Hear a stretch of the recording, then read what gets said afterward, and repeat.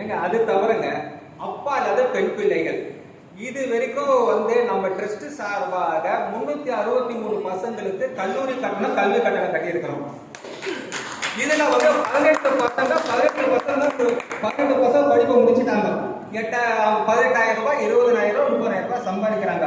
அதுல ஒரு பொண்ணு கடலூர் பொண்ணு உத்தியோகம் போயிட்டு 18,000 ரூபாய் சேலரி வாங்கிட்டு கடலூர்ல சென்னைக்கு வந்தது.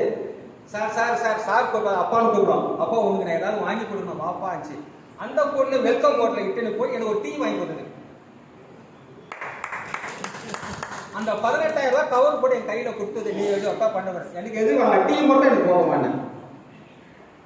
ஒரு வருஷம் 2 வருஷம் காலி பண்ணிடும். கல்வி எனக்கு ஒரு சொத்து கொடுத்தோமா இருக்கிற வரைக்கும் அதை வச்சு காப்பாத்திக்கணும். பண்ணிடுவோம். அப்பா இல்லாத பிள்ளைகள் பெண் பிள்ளைகளை நம்ம ட்ரஸ்ட் பல விஷயங்கள் பண்ணியிருக்குது. அதே மாதிரி முதுகுத்தண்டு பாதிக்கப்பட்ட திருவாரூர் மாவட்டத்தில் பல குடும்பத்தில் சுய தொழில் பண்ண வச்சிருக்கிறேன். இட்லி கடை போட்டு கொடுத்துருக்கிறேன், தையல் மிஷின் வாங்கி கொடுத்துருக்குறோம். என்னென்னமோ சம்பாதிச்சு 10 ரூபாய் சம்பாதிக்கிறோம். இதுதான் சார் திருநங்கை இப்போ லேட்டஸ்டா திருநங்கை பார்த்தீங்கன்னா முக்கால்வாசி கம்மியாயிடுச்சு. சில திருநங்கை கை ஏந்துறாங்க. அப்படிப்பட்ட திருநங்கைக்கு 18,000 ரூபாய் கொடுத்து தையல் மிஷின் வாங்கி கொடுத்து தையல் மிஷின் சம்பாதிக்க வச்சிருக்கோம். அதே மாதிரி இந்த கூட்டத்துல இருக்கிற அன்பு சொந்தங்க எல்லாரும் இருக்கிறீங்க. உங்களுக்கு ஏதாவது பிசினஸ் சிறு தொழில் பண்ணணும்னா ஆசைப்பட்டீங்களா? நான் 10 ரூபாய் சம்பாதிக்கணும், கஷ்டப்பட்டு சம்பாதிக்கணும், சிறு தொழில் பண்ணணும்னு ஆசைப்பட்டீங்களா சொல்லுங்க. நாங்க பண்ணி கொடுத்தோம். புரியுதா? வட்டி வியாபாரம் பண்ண போறேன், வட்டி வியாபாரம் பண்ண போறேன், நானே 10 ரூபாய் சம்பாதிக்கணும்னு ஆசைப்படுறேன்னு சொல்றவங்க கொடுங்க. நம்ம ட்ரஸ்ட் கண்டிப்பா பண்ணி கொடுத்தோம். பயப்படாதீங்க. இந்த மாதிரி இருக்குது பயப்படாதீங்க. ஒண்ணு இல்லை, கடவுள் பிள்ளைகள் நீங்களாம். சில பேர் நினைப்பாங்க கிட்ட போனா தொத்திக்கும், கிட்ட போனா ஒட்டிக்கும். ஏங்க ஒரு மனுஷன் இங்க வர சொல்லி ரிட்டர்ன் டிக்கெட் உண்டு அவனுக்கு. உங்களை தொட்டு தான் எனக்கு ரிட்டர்ன் டிக்கெட் கிடையாது. எங்க போனா ரிட்டர்ன் டிக்கெட் ரெடியா தான் இருக்குதா? இது சில பேர் புரியல. அவங்க தொட்டா ஒட்டிக்கோ வியாதி, அந்த வியாதியே கிடையாது. அதனால நீங்க எதை பத்தி நீங்க கவலைப்படாதீங்க. உங்களுக்கு ஏதாவது தேவை, சிறு தொழில் பண்ண போற மட்டும் சொல்லுங்க, நான் சப்போர்ட் பண்றேன். நாங்க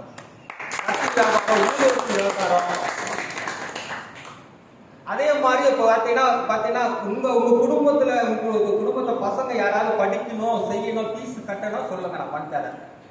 இந்த மாதிரி குடும்பத்தை நான் கொடுக்குறேன், கவலைப்படாதீங்க. அம்மா உங்களுக்கு ஏதாவது பண்ணுவோம், தொழில் ஏதாவது பண்ணுவோம், சிறு தொழிலே சொல்லுங்க. ஊதுவத்தி வியாபாரம், மெழுகுவத்தி வியாபாரம் ஏதாவது பண்ணி சம்பாதிக்கணும் சொல்லுங்க, நாங்கள் பண்ணி தரோம்.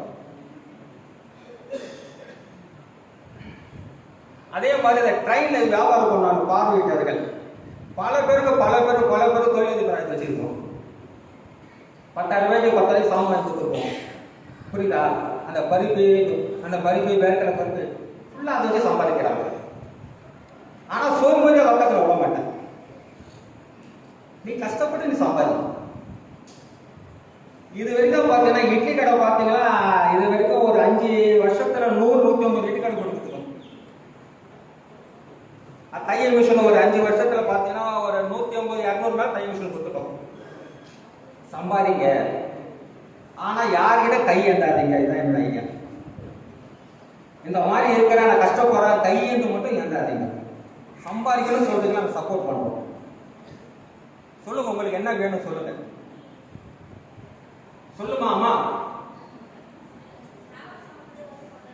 அம்மா ராமகிருஷ்ணா மடம் ஒரு கடல். நான் அந்த கடல்ல ஒரு சின்ன மண்ணு. நான் கேட்டது உங்களுக்கு என்ன சுய தொழில் பண்ணதுக்கு சிறு தொழில் நல்லா தெரிஞ்சுக்கலாம். நான் இதை பண்ண நான் சம்பாதிப்பேன் 150 ரூபாய் 200 ரூபாய் சம்பாதிப்பேன்னு சொல்லுவீங்களே, அந்த மாதிரி சொல்லி நான் பண்ணித்தரேன். அதை நீங்க யாருக்கிட்டே போய் கையேண்டா எனக்கு இந்த மாதிரி இருக்குது நீ சப்போர்ட் பண்ணு மட்டும் கேட்காது. நீங்களே கஷ்டப்பட்டு சம்பாதிங்க. வராங்க ஏதாவது இருந்தா நீங்க சொல்லுங்க. ராமகிருஷ்ணா மடம் கடலுங்க. இன்னைக்கு நல்லா இருக்கிறோம். இல்லங்க ராமகிருஷ்ணா ஒரு மடம் கடல். அவர் தான் கை பிடிச்சி நின்னுறாங்க. புரியுதா? ஓகே சரி, இதோட நான் முடிச்சிடுறேன். நான் தப்பா பேச மன்னிச்சிடுங்க.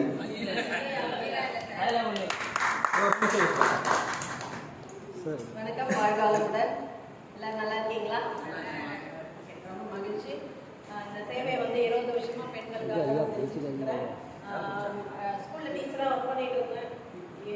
பார்த்தீங்கன்னா என்னால் டீச்சராக கண்டினியூ பண்ண முடியாது. ஏன்னா சேவை ஃபுல்லாக செஞ்சுருக்கிறதுனால நிறைய ரெஸ்கியூஸ் பார்க்க வேண்டியதாக இருக்கும். ஒவ்வொரு நாளும் ரத்தக்கண்ணி வரணும், ஒர்க் பண்ணிட்டு இருக்கு. கல்யாணம் பண்ணி கையில் 1 வயசு குழந்தை, 14 வயசு பையன், ஒரே ஹோம்ல சேர்க்க மாட்டாங்க. 14 வயசு ஆயிடுச்சு. பையனும் ஒரு இடத்துலையும் பாச போராட்டமாக இருக்குது. நைட்லேருந்து அழுதுட்டு இருக்கிறேன். இப்போவும் கண்ணை தொடச்சிட்டு தான் இங்கே நிற்கிறேன். என்ன பண்ண போகிறோன்னு தெரியல. ஹோம்லாம் பேசுறதுல எனக்கு ஒரு சகஜம். நான் பேசிக்கிறேன். எல்லாமே கலெக்ஷன் அதிகாரிங்க, கலெக்டர் முதல்கொண்டு எல்லாருமே எனக்கு சப்போர்ட்டு. ஸோ நான் கலெக்டர் தான் படிச்சிருக்கேன். அதனால எங்கெங்க எந்தெந்த ஆஃபீஸில் மீட் பண்ணணுன்ற அந்த நாலேஜோடு நான் ஒர்க் பண்ணிட்டு இருக்கிறேன். அந்த பொண்ணு இப்போ நிற்கிது பஸ் ஸ்டாண்டில். ஸோ என்ன பண்ணுறதுனே தெரியல. பாச போராட்டமாக இருக்குது. ரெண்டும் பிரிய மாட்டேங்குது. நான் அம்மாவோட தான் இருப்பேன்றாங்க. கடை 14 பையனை சேர்த்துக்க மாட்டாங்க. இவங்களுக்கு ஒரு வீடு பார்க்கணும், அதுக்கப்புறம் வேலை பார்க்கணும். 1.5 வயசு குழந்தை வச்சுக்கிட்டு எவன் வேலை தருவாங்கன்னு தெரியாது, என்ன கம்பெனிக்கு தரப்போறாங்கன்னு தெரியல, வீடு யார் தரப்போறாங்கன்னு தெரியல. புருஷன் இல்லைன்னா வீடு தரப்போறாங்க.